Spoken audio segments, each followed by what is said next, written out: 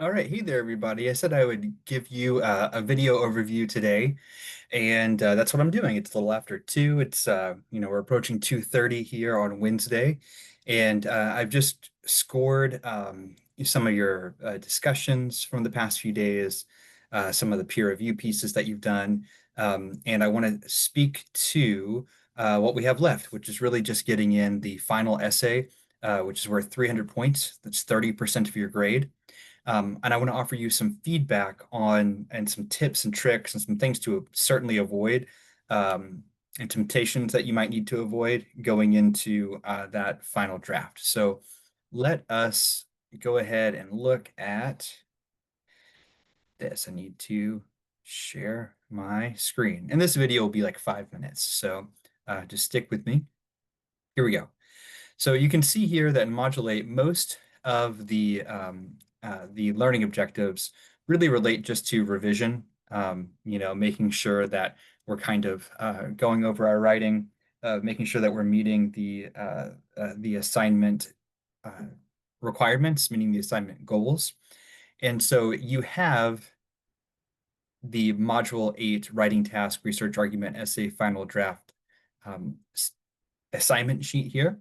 And you have all of this information about the specifics related to what I'm looking for as I'm scoring your writing and filling out that rubric. And speaking of that rubric, you scroll down, you can see it here. So this tells you exactly how I'm going to grade it. Now, of course, it's writing, so there's a degree of subjectivity within all of this. But effectively, I'm reading the criteria notes because I know that this is what you have access to, and then I'm looking at your writing and thinking, hey, how well are you doing this? How well have you produced a clearly identifiable argumentative thesis claim that includes some reasons? So therefore, it's a kind of closed claim. Um, if it's there and it looks great, then hey, it's going to be advanced. If I have to struggle to find it a little bit, but it's definitely there, it's going to be competent. If you're on your way, it's developing, and so on, right? That's how I'm processing through that. And whenever I find myself in between places, where it's, hey, it's advanced, but there's maybe a comma issue there or something like that. Maybe that's where it turns into an 18 or a 19, something, like that's how I start to work within those ranges.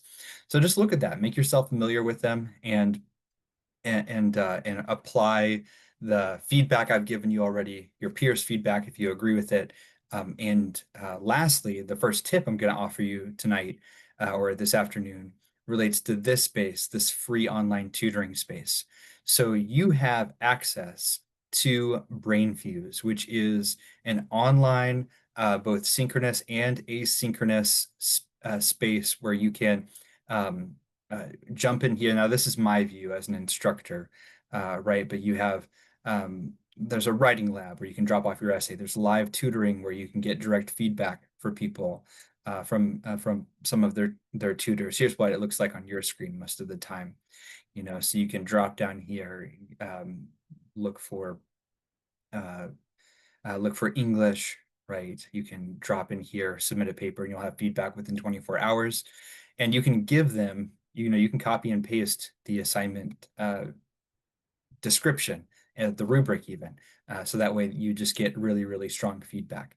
Now, in face-to-face classes, I often require this. Online, I don't, but I can promise you that it's only going to help you. The more feedback you get from expert tutors, and that you apply to your own writing, the better, especially whenever it's serving the assignment sheet.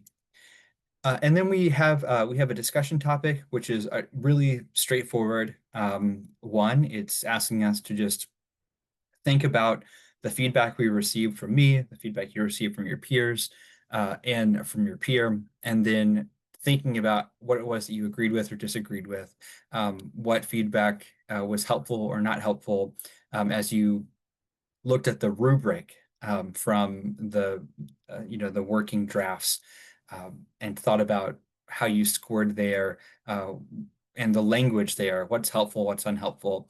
Effectively, you're just looking to try to think about the feedback you received, what you find yourself agreeing or disagreeing with, and how you plan to move forward with that feedback. So this is some metacognitive skill building for us. It's thinking about our own writing, thinking about our thinking, and then moving forward. Now, what you want to avoid doing, and this is where the warning comes through, because this is a super crucial and critical part of the term. Um, as listed in the syllabus, and as discussed previously, during high stress moments, whenever you feel time crunched, because you have access to easy online tools like AI chatbot generation, uh, you should not use them. So it's only going to shortcut your process of becoming a stronger writer. You're not going to be able to use AI to craft every email, to write every essay, to write every discussion reply. AI has been used in this course. Several of you have attempted to use it. Some of you have gotten away with using it. Some of you haven't. Um, we have AI detection tools, and for the final essay, of course, that will be available. You want to avoid getting a 0 out of 300 on the final essay because you've used AI in whole or in part to produce your writing. Let it be your writing, okay? Um, Avoid the temptation. Have some faith in yourself and your abilities to be able to meet some or all of the objectives and to pass this class on your own merit. Writing is a skill. You're only going to get better at writing by doing it and by reading and thinking about feedback you receive, and how others write and how you can apply that to your own work. Okay. Almost every semester, I'll make this, most in the past few years anyway, I'll make this kind of final plea. Hey, please don't use AI on the final essay. Don't make me give you a 0 out of 300 without any chance to revise it. And one or two students always do. And it sucks. And I hate it. And they fail and they just have to take it again. Or maybe they stop going to college altogether. Um, but just don't. Okay. Try your best and let your best be what it is, and move forward from that. With that said, if you have questions for me, thoughts, concerns, please reach out through email. I will be checking my email over these next few days. Your final draft is due on August 2nd. So you got 1, 2, 3 days left to take what you've done already, expand it, work as best you can to meet the final essay goals. And then yeah, and then wait until I can grade it and submit final grades. I have to submit final grades by the end of the day, Tuesday, and that's when it will happen. So I'll end up grading your work most likely on Tuesday morning, Tuesday afternoon, into Tuesday evening, and we'll submit final grades at that time. So uh, I'll send probably one final announcement just whenever everything's said and done.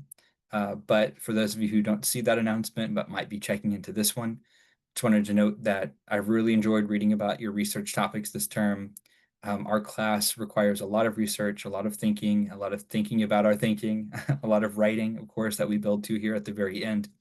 And all of the work that you do toward that improves who you are as a writer, as a scholar, as a college student.